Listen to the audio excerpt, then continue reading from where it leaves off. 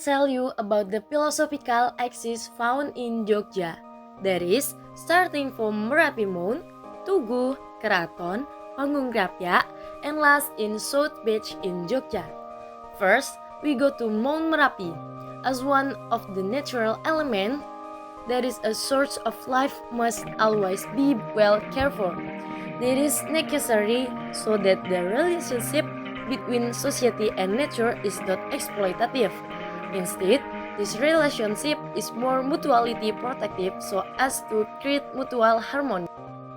So, don't forget to visit Merapi. Bye-bye. See you.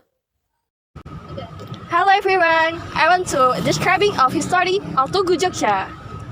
The Tugu Monument is one of important works the UNESCO World Heritage nomination. It is located in the northernmost part of the area at the end of Jalan Wan Komo. The current is replacing of the traditional Slowen Boloku. This was designed by architect in 2008. Since then, Tugu Golokitty has changed its name to the Witpool or Tugu Pool White. The remodeling of the monument was supported by the Dutch government to weaken the unity between the people and the king.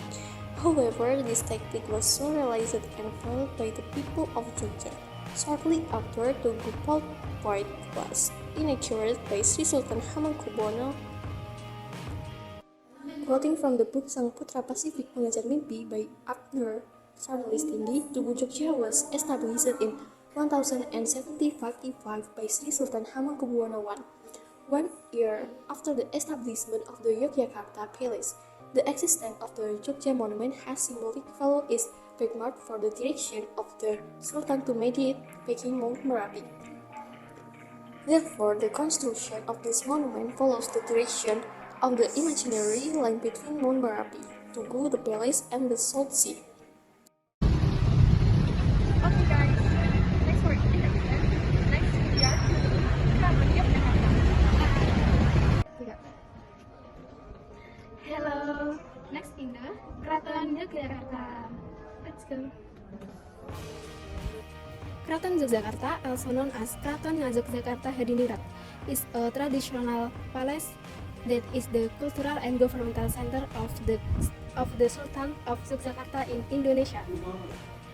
The palace is located in the center of Yogyakarta city and has a rich history and important role in Japanese cultural life. Next, built in 1725 by Sultan Hamengkubuwono I, Keraton Yogyakarta is an example of classical Japanese architecture that reflects its cultural heritage. Surrounded by high glass, the palace complex consists of various buildings, open courtyards, and beautiful gardens. One of its distinctive features is the North and South Alun-Alun, where the community gather and witnesses traditional ceremony. Not only a historical place, Yogyakarta Palace also plays a role in preserving Japanese art and culture. Within the palace complex, the traditional way of dressing, speaking, and performing art are still maintained. The king and his family also play a strong ceremonial role in maintaining this tradition. The Keraton is not only residence of the king and his family, but also the center of cultural activities. The Keraton Museum displays art collection and historical objects, such as royal heirlooms, shadow patterns, and painting. It gives visitors an in-depth insight into Japanese history and culture. Every year, Yogyakarta Palace becomes the center of cultural celebration such as Grebek Maulud and Grebek Syawal. First, Grebek Maulud. Grebek Maulud is celebrated to commemorate the birth of the Prophet Muhammad SAW. While Grebek Syawal. Grebek Syawal celebrated Idul Fitr. Both celebrations are characterized by unique processions such as Beduk Parade, Giant Tumbang, and various traditional art attractions. Keraton Yogyakarta remains one of the most significant historical sites in Indonesia. Keraton Yogyakarta was established in 1775 as a result of the Gyenti Agreement. Keraton Yogyakarta as the forerunner of settlement in the Yogyakarta area left traces of history that we can still find today. Cultural heritage area which stretches from Tugu to Pangungkrapyak. The philosophy of the route from Pangungkrapyak to Keraton Yogyakarta illustrates the human journey from the womb, birth, adulthood, marriage, to having children. Keraton Yogyakarta is not only a tourist destination, but also a symbol of the continuity of Javanese cultural heritage. Next in the Pangungkrapyak. Bye. Hi everyone, we are in the Pangungkrapyak in Hewan Baru. Let's go. Here we can see the history of the Krapyak. Pangungkrapyak, located in Kampung Krapyak, Panggung Harjo Village, Kaponewan, Bantul. Regency Special Regions of Yogyakarta, based on its location, Panggung Krapyak is to the south of the Yogyakarta Hadiningrat. Village NE approximately 1 kilometer from Alun-Alun Kidul. The Krapyak Estate is a historical building in the shape of a room building on tubes. On each side there is a door and two windows. The lower floor is divided into 4 rooms located by an hallway. The top of the stage is decorated with pillars in a row with a king of threads.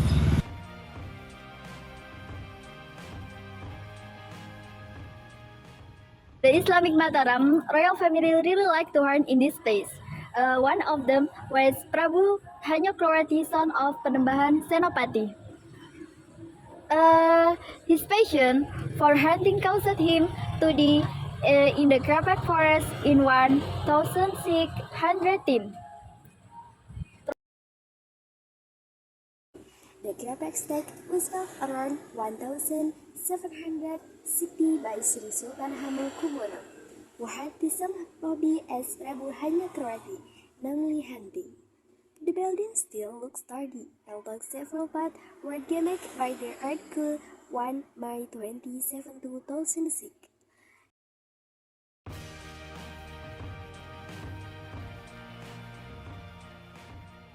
The site is a hunting post as well as a defense area from wild animals. Pangungkrapyak includes this building located on the Yogyakarta Imaginary Line, connecting Mount Merapi, Tugu Yogyakarta, Yogyakarta Hadiningrat Village, Pangungkrapyak, and Borobudur Beach. The area around the state symbolizes human life while still in the world, marked by the existence of Mijan Village to the north of Pangungkrapyak as a symbol of humanship. Visiting Pangungkrapyak means visiting one of the important buildings of the Yogyakarta village. Hi everyone, my friend and I, we will review and describe about Borobudur Beach. Okay, let's go. Now, we are on the south coast, and this is the last symbol of imaginary line. On this page, it is say that we are not allowed to wear green clothes, but it's okay, we can still enjoy the beauty of nature as it is. Borobudur has an incredible, beautiful city located in Yogyakarta. You can enjoy sunset with friends or family. This beach is very popular with people local and foreigners. Mystical story about the Queen of the Children. Currently, this beach, natural tourism cannot be doubled. Not just a border between land and sea, but this beach also presents other natural beauty. Remember the view of the coral reef to the edge of the beach. This is such a beautiful masterpiece. It is said that the name of Parangtritis expresses a natural phenomenon. From the wall of one of the hills, drops of water containing calcium continuously drop down and finally formed a pool with very clear water in it. Sri Sultan Hamengkubuwono IX found and took care of it. The pool is now used as the bathing pool of Parangtritis swimming pool. Many hotels and restaurants are available for sunbath lovers. Meanwhile, the sunset at any point of Parangtritis beach bring a touch of wonderful and amazing as well. And that's our journey along the imaginary line in Jogja. That's all from us. See you again!